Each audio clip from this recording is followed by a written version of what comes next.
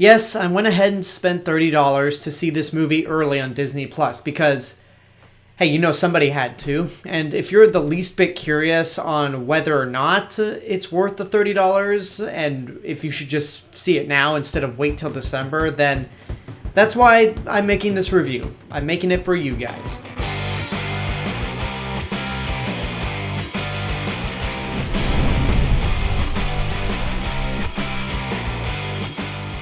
Hey everyone, it's Alexander, the real Mr. Robinson. Welcome to the channel, and this is my review for Mulan, the 2020 adaptation of the original Ballad of Mulan, but also a remake of the Disney movie from 1998. The plot is not that different from the original story or the animated movie, where there's a war going on in China. The emperor issues an order where one man in each family has to go and serve in the imperial army. And this movie, the Hua family, which consists of a father, mother, and two daughters, doesn't have a man that they could send out to battle except for the father, who is not in the best shape physically. So the eldest daughter, Mulan, decides to steal all of her father's armor, his sword, and join the army herself to pretty much take his place and to make sure that her father isn't killed before any of the battles happen. It's no secret that I'm not a fan of this trend that Disney's doing where they take their animated movies and remake it into live action, or in some cases, live action. It's a trend that I honestly wish they would stop. But even with that being said, there are some exceptions. Like, I like The Jungle Book, which I think is the best one. And I actually had a lot of fun with Guy Ritchie's Aladdin, which honestly was the adaptation that I was fully against from the start. But hey, ended up liking it. And with everything that I heard about this adaptation of Mulan, I thought, you know what, this possibly could work again. Because they're getting rid of the songs. It's no longer a musical. They're getting rid of Mushu. They're making it more serious and straightforward. They are bringing in some other elements that weren't in the original animated movie. And for some reason, a lot of people complained about that. People complained about getting rid of Mushu. People complained about getting rid of the songs. People complained about getting rid of Li Shang, who was played by B.D. Wong in the animated movie. Which that criticism I'm actually with people on, but everything else I was like, no, this is exactly what needs to happen with this adaptation of Mulan. You can't do a carbon copy of these Disney animated movies. I mean, for me, The Lion King will still be the worst adaptation that they've ever done because it literally does nothing different from the original animated movie. But speaking of the original animated movie, Mulan is a movie that I remember watching a lot growing up when it came out in VHS, and it's been a long time since I've actually seen that movie, so I made the point to rewatch it as soon as I was done with the 2020 version, and it's still a lot of fun. It's not one of my favorite Disney animated movies, but there's definitely a lot that I like. The animation's gorgeous, it's very short, straight to the point, it has some memorable characters, it's got some really cool songs, especially the one that everyone remembers, Make a Man Out of You, which you just need to listen to the first few lines of that song and instantly it's addicting. I'll talk about this movie more when I actually review it next year in my massive Disney Animation Fest. Ooh, that's gonna be tough. But let's move on to the 2020 movie, which I actually was supposed to go to a press screening of this. I got invited to the press screening of the film. I was all set. I was actually enthusiastic and excited to see this. And then a week before the press screening was supposed to take place, shit hit the fan. So the press screening was eventually canceled, the movie was delayed to July, and then it was delayed once again to being a Premier Access title on Disney+, which I honestly get. I honestly have no problem with this method that Disney's doing because Mulan was supposed to be a big movie. I mean, the studio clearly had a lot of hope in it that it would be a big moneymaker. I mean, the very reason this trend is continuing and not dying out is because the movies keep making money. So Disney clearly had faith that this was going to be another hit.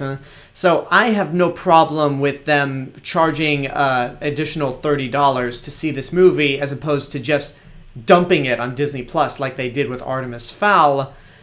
But unfortunately, I don't think it's worth the money in the end. And it sucks because I actually had some faith going into this movie. I wanted it to be good. I've heard a lot of people praise this movie, and let me just start off with the good stuff because there's a lot to like in this movie. First of all, it's a much better movie than The Lion King because it's not a carbon copy of the original. It has elements of the original animated movie, and there are certain sequences that are similar to the animated movie, but they don't feel like a rehash in The Lion King. It feels more like with Aladdin to a certain degree, where they take these scenes and sort of expand on them and try to give them more depth, and that's the key word, try. But continuing with the positives, I do appreciate that this movie adds some different elements to it. Another thing that I really like about the movie is the look. It is a beautiful looking movie. There are some impressive shots, even if a lot of it is CGI, but it's also very well shot. This is directed by Niki Caro, who did Whale Rider and The Zookeeper's Wife, and it's clear that between her and her cinematographer, they really made this movie look as beautiful as it does. And they do some unique camera tricks with the action, at least at the beginning of the film.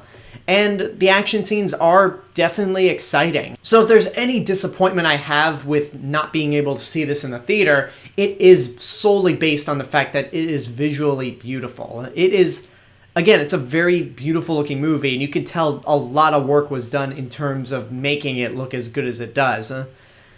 That being said, that's pretty much all I have to say that's good. Oh, you know what? There's actually one other thing. It's very well paced. It doesn't feel like it drags. It's under 2 hours. It's like an hour 56 minutes, which almost 2 hours, but it never feels like it overstays its welcome. And it's just very straightforward and to the point. Unfortunately, there's just a lot in this movie that kind of brings it down for me. And honestly, the biggest problem I have with the movie is Mulan herself, played by Liu Yifei. And ignoring the fact that she is in support of police brutality in Hong Kong, which I don't approve of that at all, she's very flat. Like, she just sucks any personality out of this character who, look, I don't want to compare this to the Disney animated movie because it should stand on its own, and I feel like it's different enough to where it should stand on its own. But Ming-Na Wen actually gave Mulan a lot of personality, and the animation definitely helped with giving Mulan personality as well. But this actress here, like, she's so serious, she's so cold that it's just hard to really root for her. And on top of all that, she starts off as being completely powerful and perfect at everything right from the start. The opening sequence of the movie is actually pretty terrible, but it shows her as a little girl chasing this chicken, and she is well versed in martial arts. And you could say this is a slight spoiler, but there is, you know what, I'm not going to go into too much detail just to avoid spoilers, but there is a magical element in the movie that is explained to make this character as powerful as she is, and as tough as she is. And when watching this movie and just watching the sequences where Mulan is kicking ass, I mean, they're choreographed well and they're shot very well, but I was watching those scenes thinking to myself, this is what everyone tells me Rey and Carol Danvers are to them. Like, I still like Rey pre-Rise of Skywalker, and I still like Carol Danvers in the MCU, but watching Mulan here, I was like, oh, okay, this is what you guys see when you talk about and criticize Rey and Carol Danvers. Okay, I get it. I totally get it now. This character just goes through no struggles throughout the entire movie, and again, it takes away the importance of this story. And also, maybe this is a nitpick as well, but were there really no hair ties back then? I mean, I know this movie was supposed to come out a month after Birds of Prey, so these movies were technically being filmed around the same time, but Birds of Prey kind of ruined female action scenes by introducing that hair tie joke. And I don't mean ruin literally, I mean in the sense that Thanks to the Birds of Prey hair tie joke, I'm just going to be watching every action movie featuring a female lead with long hair and thinking to myself, how is she fighting with that? But again, that little hair tie comment could be a complete nitpick. What else is wrong with the movie? The script. I thought the script was actually pretty messy.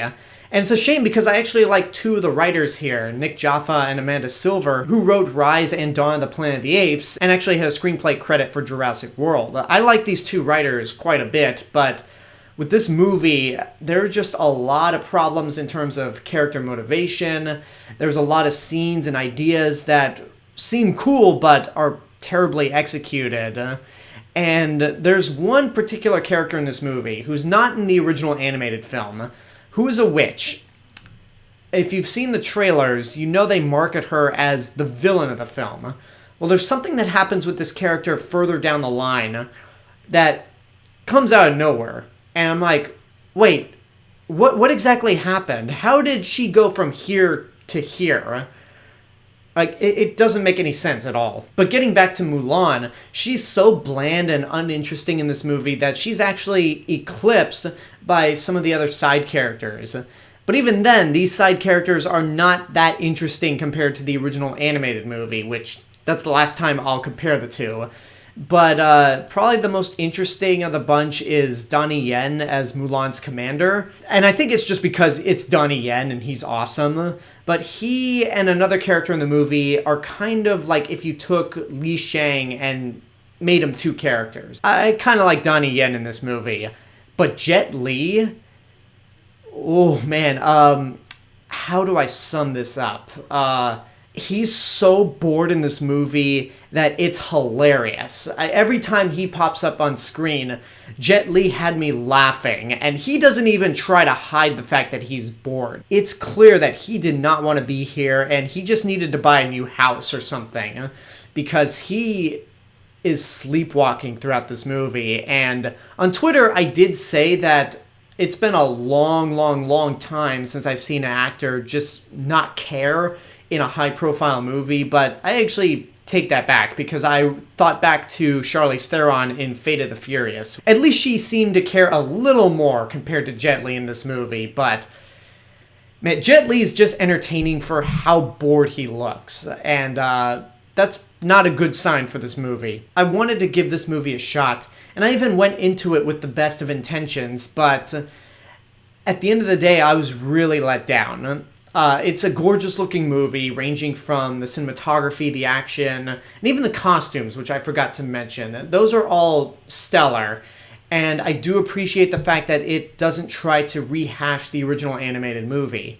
But some of the changes that it makes, much like with Beauty and the Beast, are a detriment to the film. Like, it hurts the film more than helps the film. There's a lot in this movie that could have been great, and it could have been spectacular, but unfortunately, they just dropped the ball on this, and that really bummed me out. So at the end of the day, I would say don't waste your money. And when I say that, I mean that in the sense of do not waste $30 on this. I don't think it's worth it.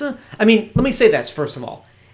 If you are a single person, it's not worth $30 right off the bat.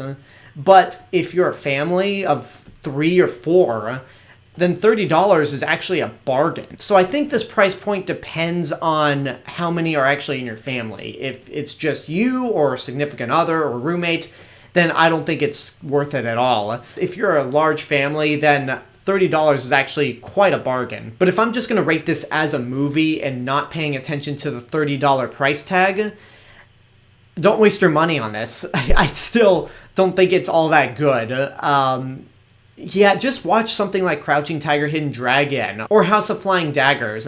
It's clear that this movie wants to try to be a martial arts film in its own right, but some of those other martial arts films that I just mentioned are better and more creative and more heartfelt than this. It's not the worst live-action Disney remake out there. It's just mediocre and disappointing. So in the end, it did not bring honor to Mulan. And there you go, that's my review for the 2020 version of Mulan. And now I want to know what you guys think about the movie. If you've seen it, what did you think? If you're not willing to spend the extra $30 to see this movie early, are you going to see it once it becomes available for everyone on Disney+? Whatever the case may be, let me know in the comments below. And until next time, I hope you enjoyed this review. Don't forget to subscribe to the channel, give this video a like, leave a comment, support my Patreon page, follow me on social media. And until then, this is the real Mr. Robinson telling you, there is only one.